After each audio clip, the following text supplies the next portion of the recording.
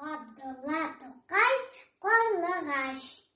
Күптән түгел безнең тәрәзә капкачын оя итте минем сөйгән карлыгачым. Ул көн буе авызы берлән балчык ташый, балчык берлән матур итеп оя ясый. Күп эшләде, иренмичә, бара-бара чыгарды ул матур-матур балалар да. Ашыксалар карлыгачның балалары, чебен-черки тотып кайта аналары. Карлыгачым ямьсез озын кара төндә каты йоклый оясында, алмый тында.